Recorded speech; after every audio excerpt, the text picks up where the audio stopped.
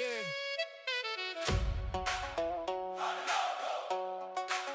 Your town nice.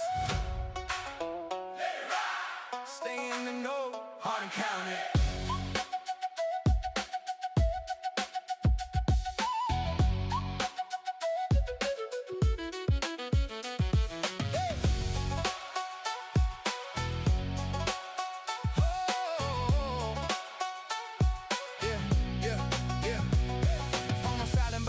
Talk loud. Hardin Local got the whole town down. From Radcliffe Rose to the E-Town Square. If it's going down, you'll hear it right here. Nate got the scoop when the business grow.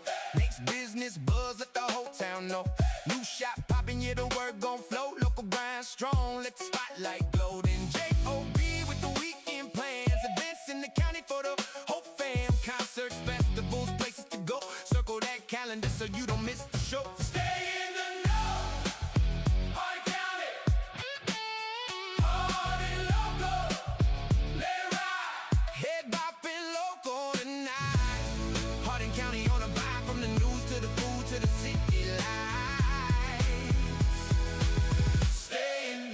Hardin County.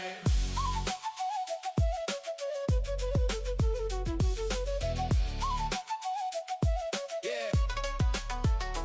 Rachel got the numbers when the market move. Housing update, let the data prove who's buying what and where things go. Smart move start when you stay in the know. Then the food talk hit when the mic get lit. Experience eater tell him where to sit. New spot fire, yeah, we gotta go. Local plates hot, let the flavor show. Small big. Every local story with the gig from the sport. Welcome back to Hardin Local. This is Phil Tall, and this is our 4th of 7 candidate interviews today. Joined now by Brian Sankey, who's running in the Republican primary for Hardin County Sheriff, a two-way race in that primary between Willie Oden, who you'll hear from tomorrow, during our election marathon live stream. But quick thanks to today's sponsors, the Plumbing Doctor and Omni Design Group, both helping us bring these interviews to you. More on them both in a minute. Brian, thanks for being here. Every candidate in this race gets the same questions, same order, and same time limits. So you ready to go? Absolutely, Phil. Let's do this. Let's do it. So what office are you running for, and why this office specifically? Well, as you mentioned, I'm running for Hardin County Sheriff. And why specifically am I running for this? It's the office for which I'm best suited. 38 years of military, primarily military police training. I've got a master's in education and in leadership, leadership from a lot of levels. From small unit to over a 200-person organization, law enforcement organization. So that's why this office. Okay. So briefly explain what happened in your life that led you to run for sheriff. Well, nothing one. I guess if you could sum it up, somebody asked me to. And when I get that, somebody asks for help, I just want to give it if I can. And essentially when the person asked me, they said, you want to run for sheriff? We're looking for a very well qualified person because the person for the Republicans hasn't been able to pull it off against John Ward, Willie Oden, as you mentioned, for the last several cycles. And they thought I'd have a better chance. And this individual did. And so I said, at first I said no, it just wasn't the right time. I talked to my wife and she said, no, it's not the right time. And so then they relented, or they persisted, and then I eventually relented, and I said, well, okay, I can give up my 6-figure paying job and make adjustments as necessary to the budget and give my services to Hardin County and see if the voters will have me. It's about options in elections, Phil, as you know. Mm-hmm. What in your background most prepares you for this seat? Generally, like I said, 38 years of primarily military police training, but 12 years of inspector general or military police service training included in that. Inspector general, 12 years. So I have that insight into organizational systems and what is required to make systems operational most effectively. But then specifically, generally, and then specifically was my time at 5 years as a top law enforcement officer for 2 military installations, one being Fort Knox for 3 years and one in Italy for 2 years, where I ran all aspects of law enforcement. Mhm. Sorry about that. My phone was supposed to be on silent, but apparently it wasn't. Well, mine isn't either, so hopefully I won't get any phone calls. Right? Now that you mention it, yeah. Yeah. So, here's another good one. If voters only remember one thing about why they should pick you, what is it? That I will be their sheriff. Phil, people have asked me, they said, why is the sheriff partisan?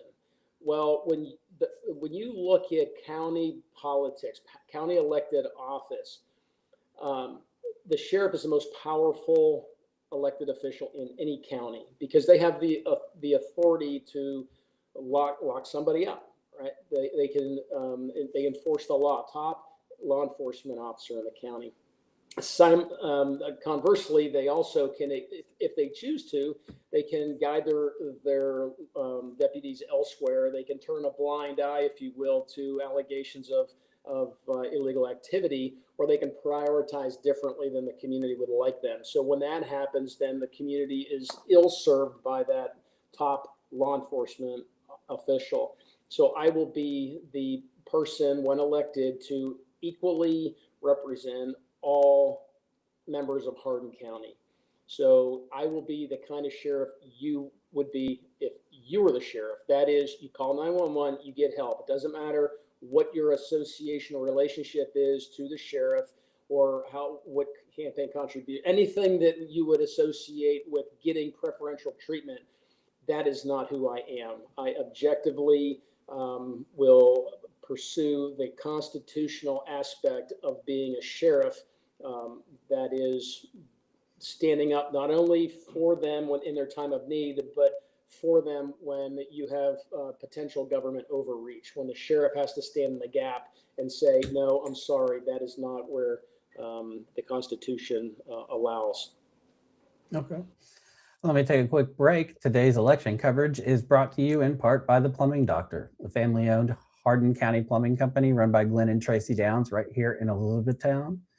Over 20 years serving E-Town, Radcliffe, Fort Knox, Hodgenville, and the surrounding areas. Fully licensed and insured, 24/7 emergency service, and a 10% labor discount for military, first responders, and seniors. When your pipes go, call local. Call 765-PLUM. That's PLUM. Call 765-PLUM. The Plumbing Doctor, experienced, reliable, and affordable. So the first 90 days, if you do get elected, what's the first concrete thing you'd do in office?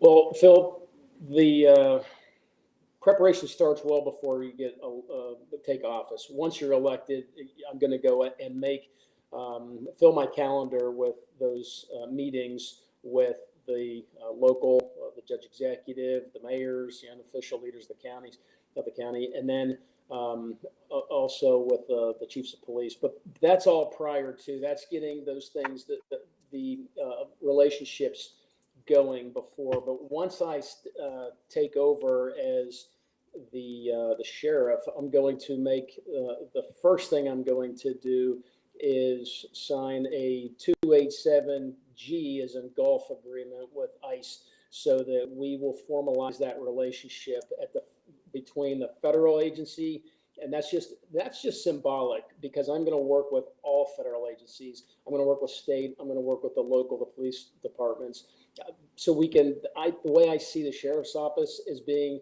that coordinated center of effort between local and state and even beyond into the federal realm. So I'm going to do that primarily. I mean, that's the first thing I'll do is have a public, symbolic, and official signing of that document. All right. Is your campaign self-funded, donor-funded, or is it a mix of both? It's both. I have 50-50 split. So I've self-funded. One of the reasons why I had to reallocate my financial positions in some areas. But yeah, I think I put in about $4,000 of my own money, and then I had about 4,000 contributed through folks in the community.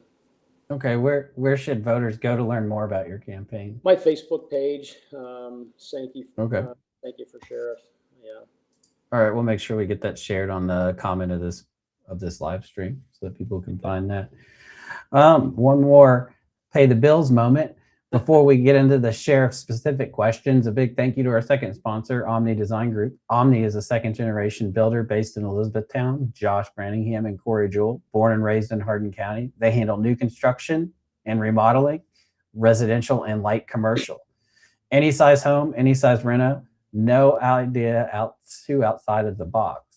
If you've been to Heartland Mini Golf, you might have seen the storage container building they've set up there, and that was them. They built that first storage container building in Hardin County. If you have got to build a remodel or an outside the box project, call Corey at Omni Design Group, 270-769-8339. That's 270-769-8339. Corey at Omni Design Group, locally owned, locally built, custom thinking. Let's get into these race-specific questions for Sheriff. You'll have 2 minutes per question, and I'll kind of keep track of them. But if you use less time on one, you can use more time on the other. And if you have any leftover time at the end, you can add it to your 90-second elevator pitch of why people should vote for you. Okay. So this first question is about drug enforcement and overdose response. Hardin County has averaged roughly 45 drug overdose deaths a year for the last 5 years. And the county launched a quick response team in early 2025 that pairs law enforcement referrals with case managers and harm reduction specialists. How do you see the sheriff's office balancing traditional drug enforcement, arrests, those sort of things, investigations, with the treatment and prevention side of this crisis? Well, Phil, law enforcement is asked so many times to do the full gamut of social services, from mediating marital disputes to being role models in the community, dealing with delinquent children, those types of things. But the way our society has broken it down, law enforcement is spread way too thin now under those pressures. I look to bring law enforcement back into the mainstream of its fundamental design, and that is enforcing the law, all laws. So if you're looking for a sheriff who is going to turn a blind eye for some minor drug infractions and saying, well, they're just making bad decisions, you're voting for the wrong guy. If you are violating drug law, I will enforce those laws as the top law enforcement officer of the county. If the drug courts want to do something different, if there's a diversion that wants to happen through the Commonwealth attorney, that's beyond me. But I'm not going to get involved in that. And I think that's when the sheriff does try to play social service, then to a large degree, small degree, it's appropriate, I think, but to a large degree, if you can spread yourself way too thin, lose your focus, and then you are ineffective as a law enforcement agency. All right. You used a minute 30, so you have an extra 30 seconds. Do you want to use it on this, or do you want to add it to a different question? I'll roll it over, Phil. Feels like a game All show. right. That's great. Next one's about school resource officers, which I don't know if many people know about, but Hardin County Schools currently has those SORs in its buildings through the different MOUs with the Sheriff's Office, Elizabethtown PD, Radcliffe PD, and the district. They pay for that coverage. Kentucky's 2022 school safety law requires an SOR in every school, but didn't fully fund it. How do you think about the sheriff's role in that partnership, staffing, training, cost sharing with the district going forward? Well, Phil, I think that it's a community effort. The school resource officer, the SRO, is an important role, but it is not constitutionally required that the sheriff fill that. So I think that it is essential that we work as a team. And so I think the school district now has we are out of pocket. The sheriff's office, when I assess the budget, is out of pocket by about $500,000 when it comes to funding the administrative costs for those school resource officers. I believe it's about $1.5 million that the Hardin County School District gives the sheriff's office, but they're out of, they spend $2 million on that effort. So I think that needs to be relooked. I also, but we will, under my year as sheriff, safety will not be put in jeopardy, but I do think there could be a better assessment on how the safety of the schools is executed. That is, are there passive means? An SRO, school resource office, is an active means of securing the perimeter of the facility, the students, but there's passive means that could be used, and those are increased, whether it's cameras, whether it's that they have them, but I think we can do a better job. And there's also the locking systems on the doors, better training for the teachers. But I think there's a more comprehensive approach we can take that just shell out more dollars on behalf of the sheriff's office to the school district. Okay. You used all your time on that one. So, but you still have that extra 30 seconds. The next one's about deputy recruitment, retention, and training. Sheriff's offices across the Kentucky are dealing with the same challenges. It's harder than it used to be to recruit deputies, harder to keep them, and training costs keeps rising. What's your plan for the Hardin County Sheriff's Office to compete for good people, and what do you think makes a deputy want to build a career here instead of leaving for a city department or, you know, a different county that pays better? Well, Phil, involved leadership. That is critical and essential. When police officers, deputy sheriffs, they look to their leaders and they say that is an involved leader, they're more inclined to stay versus somebody who's not involved, who happens to stop by from time to time, who just gives some general guidance and leaves, or is just hard to find. So first off, being actively involved. Second, when it comes to, so I've been, in my experience, I've led large organizations and small organizations. Excuse me. So part of that process in retaining good, or either recruiting good help or retaining good help, is the fact that the programs, these human resources programs, such as whether it's, I would call it paid time off, which you already have that, but I think as a sheriff's incentive, I can say, hey, you are going over and above what is required of you. So I want you to take a half a day off, or take a day off, or I'll cover a shift for you. Something to where they know that you fully appreciate. So you have awards that you can give them, a formal appraisal system. I'm not sure that there's a formal appraisal system. I have to look more into that and find out. But then once they get that feedback and they say, yes, I understand what my standards are, what I have been assessed to have done, and how I can improve myself. It's not a matter of you're at the whim of your supervisor, or even at the sheriff. You know what it takes to get better. So yes, I think that those, and the award system is important. Better training. I looked at the ammunition allocation for last year, 2025, and $10 per deputy was spent on ammunition qualification, the ammo for qualification. I think we can do better, give them better training, which would encourage them to stay and attract others to come on board. Okay, great. You used your time there, so you still have that extra 30 seconds whenever you want it. The Hardin County Detention Center holds an average of about 646 inmates on any given day, making it the 5th largest county jail in Kentucky. The sheriff doesn't run the jail, but the sheriff does decide who ends up in it. How do you think about the front end decisions, arrests, citations, diversions that shape the numbers? And how do you build trust with residents who feel over-policed or underserved?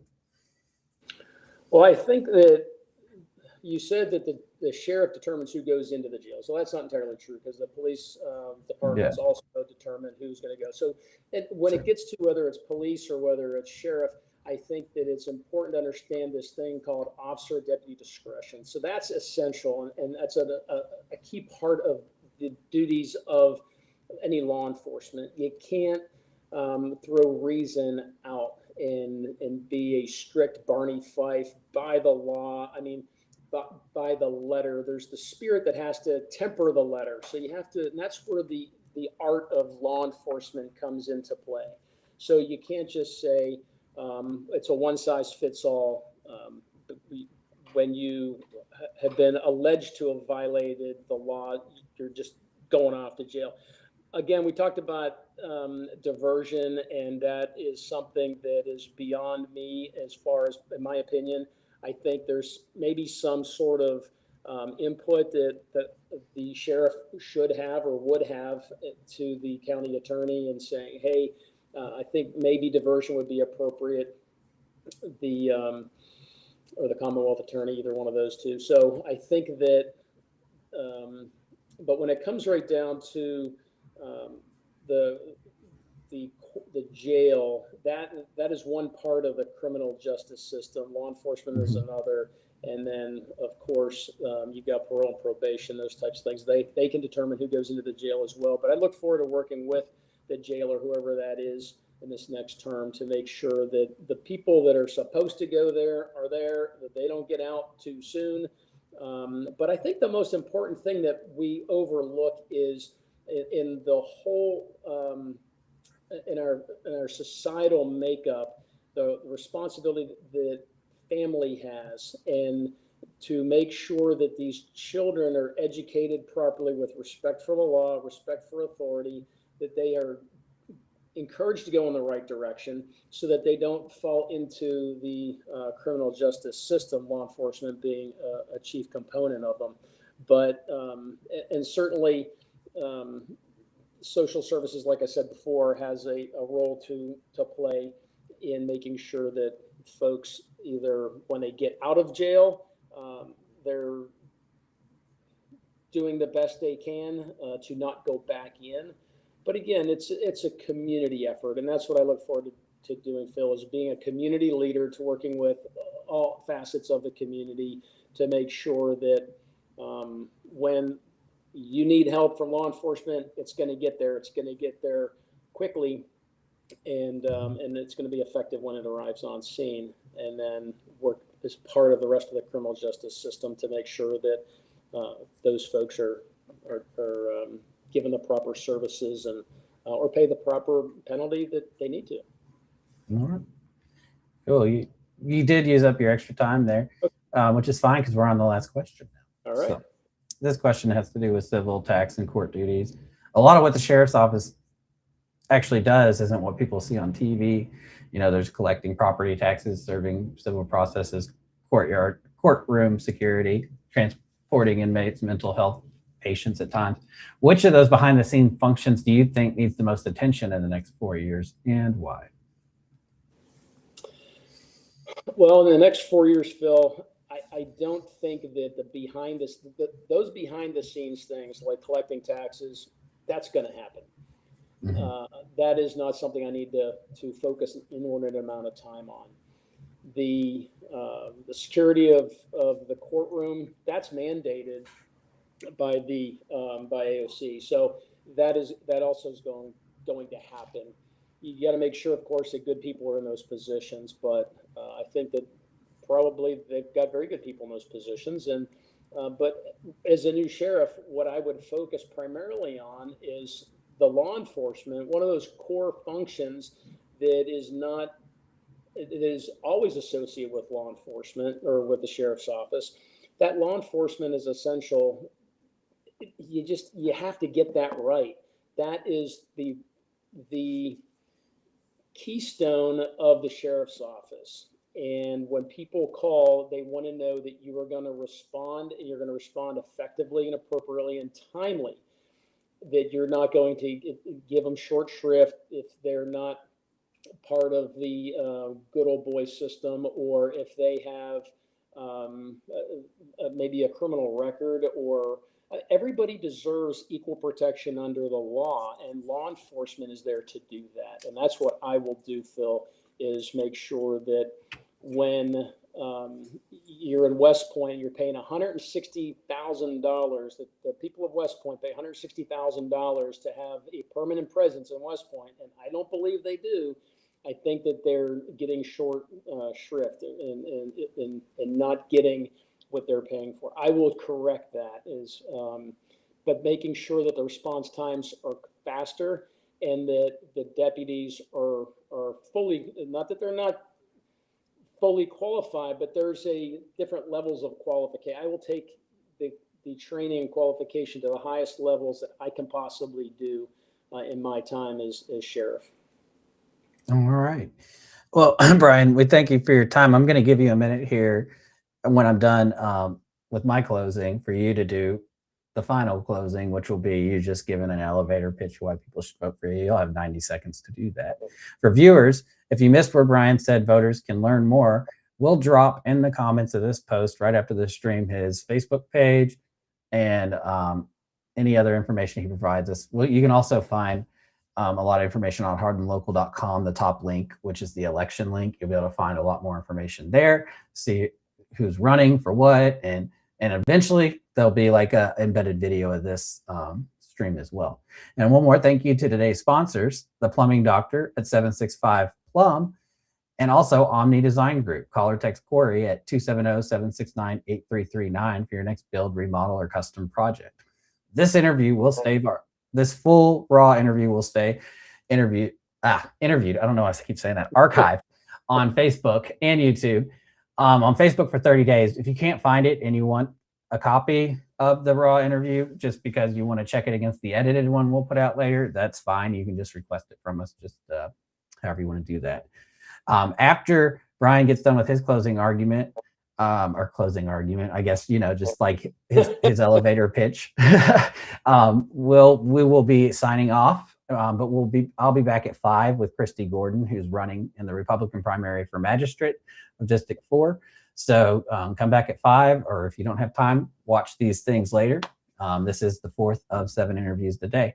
And with all that said, we thank you for watching us. And Brian, take it away. Give us your 90-second pitch.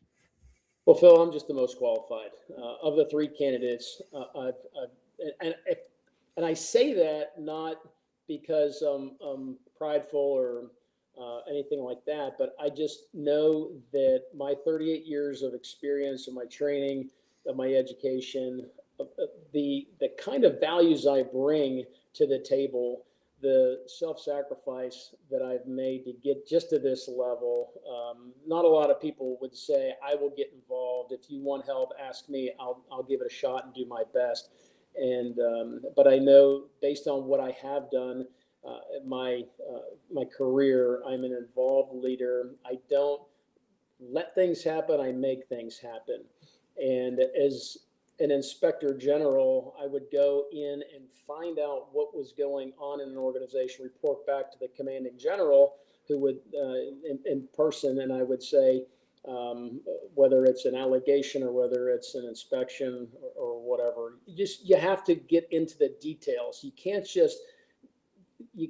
glad hand and kiss babies, and you've got to be present. You've got to be encouraging.